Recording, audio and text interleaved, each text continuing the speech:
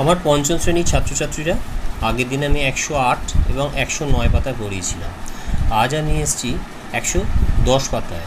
110 পাতায় প্রথমেই দেওয়া আছে কিছু অপ্রকৃত ভগ্নাংশ এবং সেই অপ্রকৃত ভগ্নাংশকে কিভাবে মিশ্র ভগ্নাংশে পরিণত করা যায় তা তোমাদের বইয়ে সুন্দর করে দেওয়া আছে। দেখো, প্রথমে দিয়েছে 11-এর সাথে একটি সংখ্যা। 11-এর সাথে প্রথমে ওরা ভেঙেছে কি 7 তলায় অর্থাৎ হরে দিয়েছে, আর লবে 11কে ভেঙে করেছে 7 আর 4 সমান। দেখতে পাচ্ছি এর একটা 7, তাহলে 7 একটা গোটা সংখ্যায় 7/7 করলে হয় 1, আর এখানে আসছে 4-এর 7, অর্থাৎ আমরা এখান থেকে 11-7 থেকে কী পাচ্ছি 1/4-এর 7। দেখো এখানে ভাগটা করে দেখিয়েছে, ওরা 11কে ভাগ করেছে 7 দিয়ে, 7 দিয়ে ভাগ করলে 7-কে 7 বিয়োগ করলে হয় 4, তাই এখানে হচ্ছে 1/4-এর 7, অর্থাৎ 11-এর মধ্যে 7 একবার আছে। এবার আসছে 22-এর সাথে কি সংখ্যা। এই 22-এর 7 সংখ্যাটাকে প্রথমেই আমি এখানে ভাগে নিয়ে চলে আসছি। আমরা কি করছি, 22কে ভাগ করছি 7 দিয়ে, 7-এর ঘরে নামতে পড়ে পাচ্ছি 7 3 21, তাহলে বাকি থাকছে ভাগশেষ 1।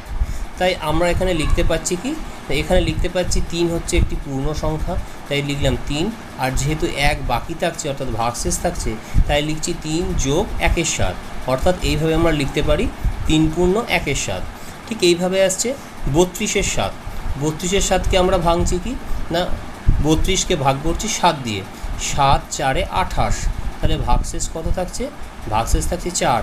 তাই আমরা যেহেতু 4 ভাগফল পেয়েছি, তাই এখানে লিখলাম 4, তারপর লিখছি যোগ 4-এর 7, তাই এক্ষেত্রে উত্তর হবে 4 পূর্ণ 4-এর 7। এইভাবে আমরা আসবো 23-এর 5। 23-এর 5 করতে দিয়ে আমরা ভাগ করবো 23কে, 5 4 20, তাহলে ভাগশেষ থাকছে কত, ভাগশেষ থাকছে 3। ভাগশেষ যদি 3 থাকে তাহলে এখানে হবে 4, এখানে হবে 3-এর 5, অর্থাৎ এখানে হবে 4 পূর্ণ 3-এর 5। এর পরেরটা আসছে কি, এর পরেরটা আসছে 17-এর 4। 17-এর 4, এই 17-এর 4কে আমরা ভাগ করছি, 17-এর 4-এর 17কে ভাগ করছি 4 দিয়ে, 4-এর ঘরে নামতা পড়লে পাচ্ছি 4 4 16, তাহলে ভাগশেষ থাকছে কত 1। তাই এখানে লিখব 4, এখানে লিখব যুক্ত 1-এর 4, তাহলে এখানে উত্তর হবে 4 পূর্ণ 1-এর 4।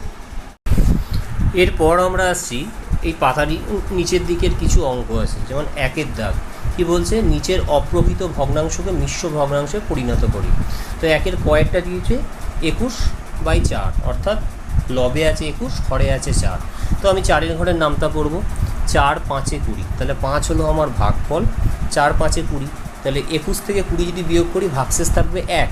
তাই আমরা 21/4 এক্ষেত্রে এটাকে যদি আমরা মিশ্র ভগ্নাংশে পরিণত করি তাহলে আমার উত্তর হবে 5 পূর্ণ 1-এর 4। এবার আসছে খ। খ হচ্ছে 27-এর 5। 27-এর 5, তাহলে এটাকে যদি মিশ্র ভগ্নাংশে পরিণত করি তাহলে কি করব, 27কে 5 দিয়ে ভাগ করব, 5 5 25, আর তাহলে বাকি থাকছে কত, অর্থাৎ ভাগশেষ থাকছে 2। তাহলে আমার উত্তর হবে কি, উত্তর হবে 5 পূর্ণ 2-এর 5। পরেরটা অর্থাৎ গয়েরটা আছে 38/5, তাহলে 38কে 5 দিয়ে ভাগ করব, 5 7 35, তাহলে উত্তর কত হবে 7 পূর্ণ 3-এর 5। তারপর হচ্ছে ঘ। তারপর হচ্ছে ঘ। ঘ কী বলেছে না, 54-এর 7, অর্থাৎ আমি 54কে ভাগ করব 7 দিয়ে, 7 দিয়ে ভাগ করতে গেলে 7 8 56, বেশি হয়ে যাচ্ছে, তাহলে 7 7 49, 7 7 49, তাহলে 54 থেকে 49 যদি বিয়োগ করি তাহলে আমার ভাগশেষ থাকে 5। তাই এক্ষেত্রে আমার উত্তর হবে 7 পূর্ণ 5-এর 7। এরপর আসছে ওয়া। ওয়ারটা কী আছে, 51, আর তলায় আছে 8, 51কে 8 দিয়ে ভাগ করব, তাহলে 51কে 8 দিয়ে ভাগ করলে আমরা কত পাচ্ছি, 8-এর ঘরের নামটা করছি, কত হবে 5 8 40, 6 8 48, তাহলে 48, 6 8 48, তাহলে আমার ভাগফল হচ্ছে কত, ভাগফল হচ্ছে 6, আর ভাগশেষ হচ্ছে 3। তাই এক্ষেত্রে সংখ্যাটা হবে কত, 6 পূর্ণ 3-এর 8। এরপর আমরা আসছি 2-এর দাগে। 2-এর দাগে কী করিয়েছে না, 2-এর দাগে আবার ঠিক এর বিপরীত পদ্ধতিটা আমাদেরকে করে দেখিয়েছে। মিশ্র ভগ্নাংশকে অপ্রকৃত ভগ্নাংশে নিয়ে যাওয়ার চেষ্টা করেছে। প্রথমে বলেছে 3 পূর্ণ 1-এর 7, তাহলে আমরা কি দেখতে পাচ্ছি, 3 হলো একটা সংখ্যা আর 1-এর 7 হলো একটা সামান্য ভগ্নাংশ বা প্রকৃত ভগ্নাংশ। তাই এক্ষেত্রে আমরা কী লিখছি 3 যোগ 1-এর 7। তাহলে আমরা কি করব এরপর, এই যে 7 আছে 7 দিয়ে 3কে গুণ করব। তাহলে 7 দিয়ে 3কে গুণ করলে হয় 3 7 21-এর 7, আর এখানে আছে 1-এর 7। তাহলে এই 21 আর 1 যোগ করলে হচ্ছে 22-এর 7।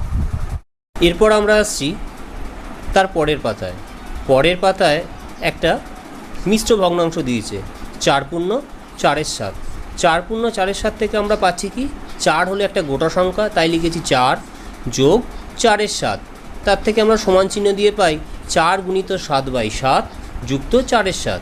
তারপর তাহলে আমরা কি পেলাম, ওপরেরগুলো সব এক জায়গায় লিখছি। কি লিখছি 4 গুণ 7 যুক্ত 4, আর তলায় আছে কি 7। তাহলে এর থেকে আমরা কি পেলাম 32-এর 7। ঠিক এইভাবেই আমরা এর পরের মিশ্র ভগ্নাংশটায় আসছি। কি আছে পরের মিশ্র ভগ্নাংশটায়, 2 পূর্ণ 4-এর 7। 2 পূর্ণ 4-এর 7, তাহলে এখানে 2 হচ্ছে পূর্ণ সংখ্যা, আর এখানে লিখছি 4-এর 7। তাহলে কি পেলাম এর পরেরটাতে, এখানে পেলাম 2 গুণিত 7, আর তলায় পেলাম 7, আর এখানে পেলাম 4-এর 7। তাহলে আমরা ওপরে আমরা কাকে পাচ্ছি, ওপরে পাচ্ছি 2 গুণিত 7 যুক্ত 4, আর তলায় পেলাম 7। তাহলে মোট কত হলো আমাদের, না তো মোট হচ্ছে আমার এখানে 7 দুগুণে 14, 14 হচ্ছে 18। তাহলে এখানে লিখবো 18, তলায় লিখবো 7। এটাকে যদি আমরা সংক্ষিপ্ত আকারে করি, সংক্ষিপ্ত আকারে করলে কি হবে, তা সংক্ষিপ্ত আকারে করলে হবে, ধরো আমাদের কি দিয়েছে 3 পূর্ণ 1-এর 5।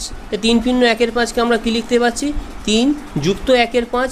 তাহলে আমরা কি পাচ্ছি 3 গুণিত 5 যোগ 1/5। তাহলে কি হলো আমার 3 5 15, 1 16, 5। এর পরেরটা দিয়েছে 6 পূর্ণ 1-এর 2। তাহলে এখানে লিখলাম 6 গুণিত 2 যুক্ত 1, আর তলায় তো হরে আমার 2 আছেই। তাহলে আমার হলো কত 6 দুগুণে 12, 12 1 13, 2। এর পরেরটা আসছি আমরা 8 পূর্ণ 2-এর 5। 8 পূর্ণ 2-এর 5-এর ক্ষেত্রে কি করব, এখানে লিখব 8 গুণিত 5 যুক্ত 2, তলায় আছে 5। তাহলে আমার কত হলো 5 8 40, 40 যোগ 2 42, তাহলে হলো 42-এর 5। এরপরেই আমরা আসছি 3-এর দাগে। 3-এর দাগে কিছু মিশ্র ভগ্নাংশ দিয়েছে। অঙ্কটা কি দিয়েছে না, মিশ্র ভগ্নাংশকে অপ্রকৃত ভগ্নাংশে পরিণত করি।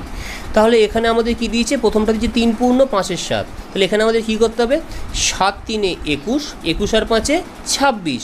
তাহলে কি লিখবো 26-এর 7। ক্ষয়েরটা কী হবে 3 12 36, 36 আর 2 38-এর 3।